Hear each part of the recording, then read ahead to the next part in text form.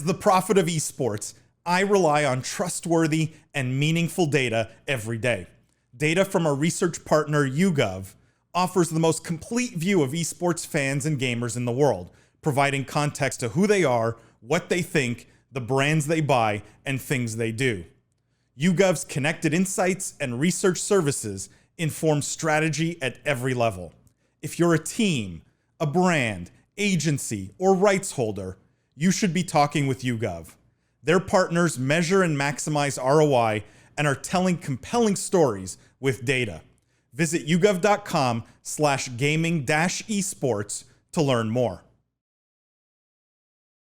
An article which I think is interesting here, and we'll start with this, guys, which is studies show half of parents want esports to become a lesson in school.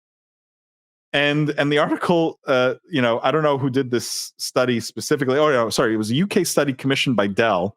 And it said 48% of parents say esports should be added to the school curriculum. They'd like to see the subject taught as a lesson. Others would prefer to see it as an after-school extracurricular activity. Parents name things like teamwork, problem-solving, confidence, and communication as the traits that they found their child would gain through esports. I'm curious what you guys think of this study. Is anyone surprised that half of parents want esports taught in schools? I think that's a big jump from where that study would have been, 2 years ago, a year ago.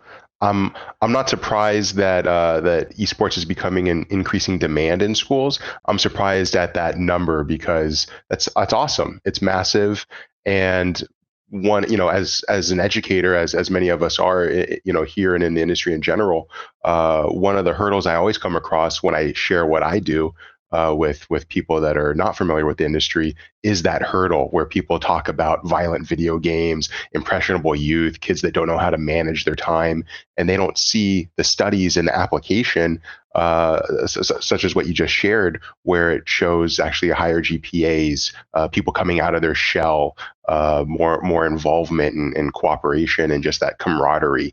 So I think that's really, I think it's awesome. I think that number is a lot higher than I expected if you would have asked us to guess. I'm interested how they worded the question as having it as part of the curriculum rather than like an extracurricular activity. Questioning the methodology. I was part of me. It's not a YouGov study. I'm a lot. No, because 54% is higher than it's both higher than I would have expected and maybe lower than I would hope for. And I wonder if the question was worded like, would you like esports to be an extracurricular activity like sports? If the answer would be like 75 or 90%. I don't know. That's just what I was thinking when I heard the question. I think if I'm reading from the article here, and I don't know, I don't have the study itself in front of me. I just have the article. It says, I think they would have asked something like, should esports be added to the school curriculum?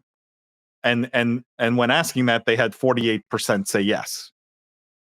So half of parents think it should be added. Now, what wasn't clear is what's the breakout in terms of people who thought it should be a lesson or people who thought it should be extracurricular.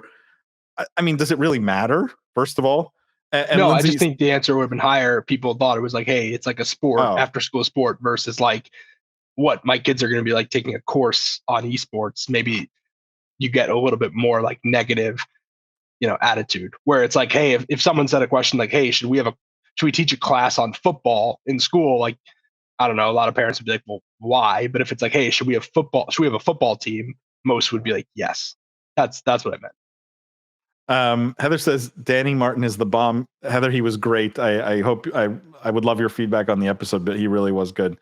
Heather also says they think our kids are playing all the time. If they can make a career somehow doing this bonus. Agreed. It's a great point.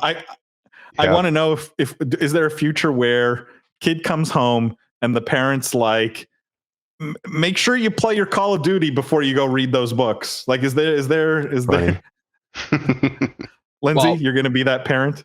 Well, that's already sort of happened with Hooked on Phonics and all of the other things. I mean, I think that there's a lot of room in the education space for games that are actually useful.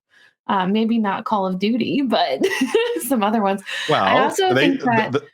sorry. I just was going to say the people who are in their 40s now were growing up in the 80s too. and presumably they have kids in school. And so there's kind of that generation that sort of started with video games and really started growing up with Atari and computers and all of that is getting to the age where their kids are school age too. And I think that makes a huge difference in these types of surveys. Lindsay, you and Chris on totally the same page. Chris says sample size parents who play Dungeons and Dragons as kids only. I don't think they limited it to that, Chris, but the reality is a lot of parents now, right? They were in that age group, to Lindsay's point.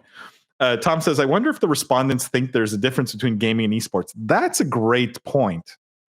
Does anyone think that maybe this is a hidden variable here, that if you say esports, it sounds like something that should be in schools. If you say gaming, then it shouldn't be in schools, right? And that using the term esports makes it more palatable for an educational environment. Jimmy? Yeah, I don't think there's much argument here. I think it's a great point. We come across that in the industry all the time, in our own business development discussions. I'm sure all of us do, right?